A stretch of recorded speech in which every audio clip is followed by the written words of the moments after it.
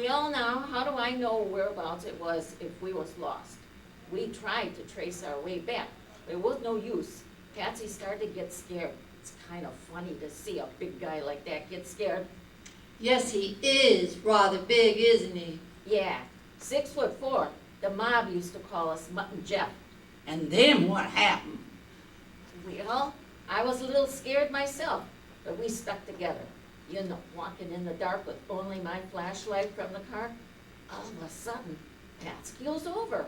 From the gas? Yeah, that's what I figured. His head hit on a rock, and I guess that just about finished him off. I suppose you reckon yourself pretty lucky, mister. Yeah, sure. I figure it's 'cause I'm only 5'3" that I got out of there alive. The gas must have been just about a foot over my head. What do you think about that, Doc Melville? I think you better arrest Mr. Getty for the murder of his friend Patsy. We'll return to our story in just a minute, but first, a word from our sponsor. The Colgate dental cream to clean your teeth while you clean your breath while you clean your teeth, and help stop tooth decay. Use Luster Cream shampoo for soft, glamorous, caressable hair. And now, let's see whether you are as observant as Lynne and the doctor. Back to our 5-minute mystery. Hey, Copper, let me put my hands down. They're tired.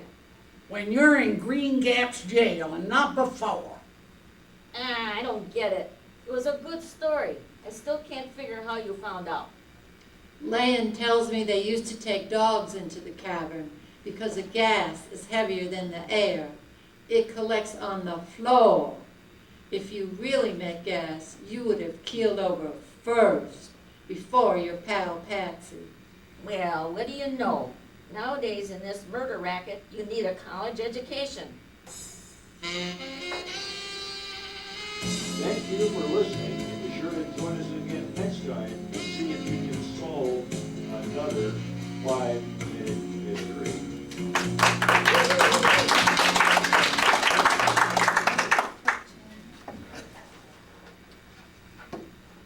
Bud Abbott and Lou Costello began performing in vaudeville in the early 1930s. Abbott and Costello's work in radio, film, and television made them the most popular comedy team during the 1940s. We now present a spoof entitled Costello Calls to Buy a Computer from Abbott, with Dwight Smart as Abbott, the computer salesman, and Phyl Bellamy as Costello, the customer. And Pat Sullivan playing Abbott for today. For those of us who sometimes get flustered by our computers, please listen and enjoy. If Bud Abbott and Lou Costello were alive today, their infamous sketch, Who's on First, might have turned out something like this. Costello calls to buy a computer from Abbott. Super duper computer store, can I help you? Thanks. I'm sitting at my office in my den, and I'm thinking about buying a computer. Mac? No, the name's Lou. Your computer. I don't own a computer. I want to buy one. Mac? I told you, my name's Lou. What about Windows? Why? Will it get stuffy in here? Do you want a computer with Windows? I don't know. What will I look at? What will I see when I look out the windows? Wallpaper. Never mind the windows. I need a computer and software. Software for Windows? No, on the computer. I need something I can use to write proposals, track expenses, run my business. What do you have? Office. Yeah, for my office. Can you recommend anything? I just did. You just did what? Recommended something. You recommended something? Yes. For my office? Yes. Okay, what did you recommend for my office? Office. Yes, for my office. I recommend Office for Windows. I already have an office with windows. Okay, let's just say I'm sitting at my computer and I want to type a proposal. What do I need? Word. What word? Word in Office. The only word in office is office. The word in Office for Windows. Which word in office for Windows? The word you get when you click the blue W. I'm gonna click your blue W if you don't start with some straight answers. What about financial bookkeeping? You got anything I can track my money with? Money? Yeah, that's right. What do you have? Money. I need money to track my money? It comes bundled with a computer. What comes bundled with my computer? Money. Money comes with my computer. Yes, no extra charge. I get a bundle of money with my computer? How much? 1 copy. Isn't it illegal to copy money? Microsoft gave us a license to copy money. They gave you a license to copy money? Why not? They own it. A few days later, Super Duper Computer Store, can I help you? Yeah.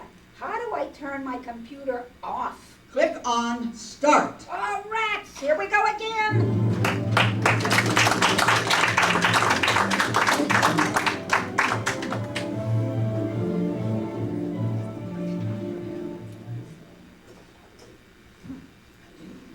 In the early 1960s, radio was replaced by television as the primary home entertainment. We'd like to present a bit of wordplay whimsy from the 1968 Johnny Carson show. Listen as guest star Sergeant Joe Friday gets to the bottom of the Claude Cooper's Copper Clapper caper. It's a caper of catastrophic consequences involving copper clappers and a villain named Claude. See, kids, you don't need profanity to be funny. Alliteration will do the trick. The Copper Caper features Nee Howard as Sergeant Joe Friday and Pat Sullivan as the robbery victim. A detective questions a robbery victim. This is the city, Los Angeles, California. Some people rob for pleasure, some because it's there.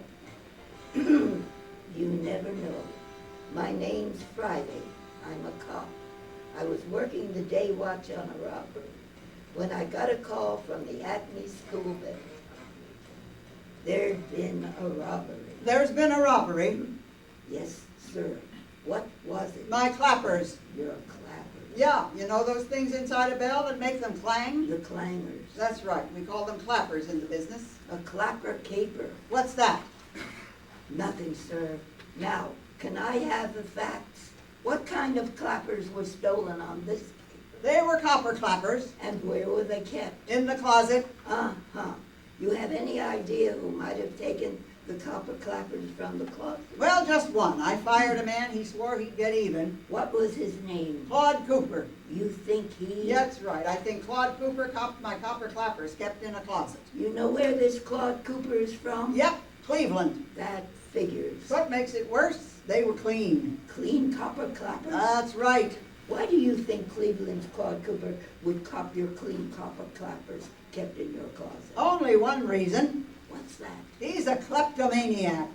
Who first discovered the copper clappers were copped? My cleaning woman, Clara Clifford. That figures.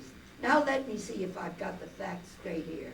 Cleaning woman Clara Clifford discovered your clean copper clappers kept in a closet were copped by Claude Cooper, the kleptomaniac from Cleveland.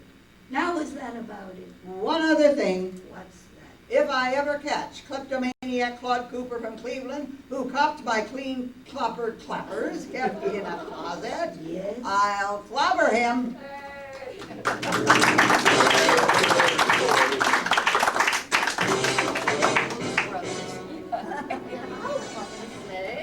Let's give a big round of applause for our cast and our sound effects questions. Thank you all again for joining us for the impact of radio on our lives. This class will be offered again in the fall. The information is located in your program. If you would like to sign up, and please give another round of applause and enjoy refreshments that will be provided by the cast. Stay tuned for notes. Okay. How long do you run? Nicely done, one and all. An hour. Was it an hour? Well, it'll be out there. We'll see.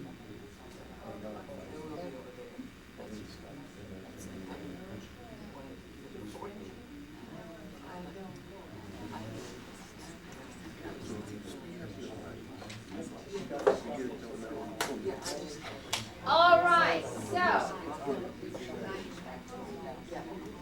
let me give you notes really quickly, and then we will take a break, and then then we will,